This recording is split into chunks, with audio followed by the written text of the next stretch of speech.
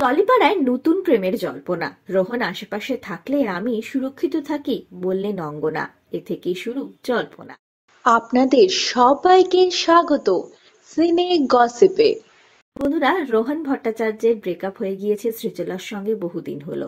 এবার শোনা যাচ্ছে রোহনের জীবনে এই ভরা বসন্তে নতুন প্রেমের গন্ধ। দীর্ঘ সময় ধরে সৃজলার সঙ্গে ব্রেকআপের পর অভিনেতা প্রেমের সম্পর্কে আসেননি। তবে টলিপাড়ায় নতুন গুঞ্জন, তার অনস্ক্রিন কেমিস্ট্রি নাকি অফস্ক্রিনও এবার বেশ মজবুত হচ্ছে। বন্ধুরা, রোহনকে দেখা যাচ্ছে ধারাবাহিকে অভিনয় করতে, আর সেই ধারাবাহিকে তার বিপরীতে রয়েছেন অঙ্গনা। অঙ্গনার সঙ্গে রোহনের প্রেম নিয়ে টলিপাড়ায় নতুন গুঞ্জন শুরু হয়েছে। আকাশে বাতাসে একটি খবর যে রোহন আর অঙ্গনা একে অপরকে মন দিয়েছেন। অনেক সময় দুজনকে দেখা যাচ্ছে হ্যাং আউট করতে, আর সেখান থেকে প্রেমের জল্পনার সূত্রপাত।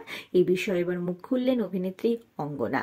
বন্ধুরা, অঙ্গনা একটি সাক্ষাৎকারে জানিয়েছেন, ও আশেপাশে থাকলে আমি খুব সুরক্ষিত থাকি, আমরা খুব কমফোর্টেবল পরস্পরের সঙ্গে, সবচেয়ে জরুরি হলো আমরা খুব ভালো বন্ধু, একসঙ্গে অনেক সময় কাটান, সেটা স্বীকার করে নিয়েছেন অভিনেত্রী। তুমি আশেপাশে থাকলে এই জুটিটিকে দর্শকেরা বেশ পছন্দ করছেন। তবে তাদের দুজনের আলাপ কবে?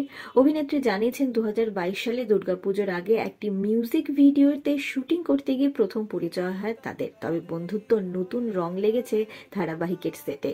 তুমি আশেপাশে থাকলে তে ডাবল রোলে দেখা যাচ্ছে অঙ্গনাকে। দেব অর্থাৎ রোহনের চরিত্রের ভালোবাসার মানুষ হলো পারো এবং তার যমজ বোন।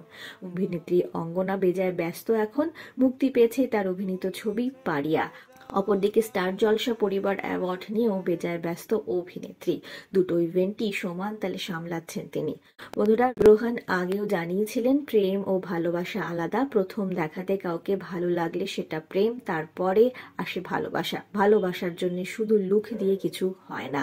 সত্যি সত্যি কি একে অপরকে মন দিলেন দেব আর পারো, তা তো জানা যাবে আগামী দিনে। এই বিষয়ে এখনো কিছু বলেননি অভিনেতা রোহন ভট্টাচার্য।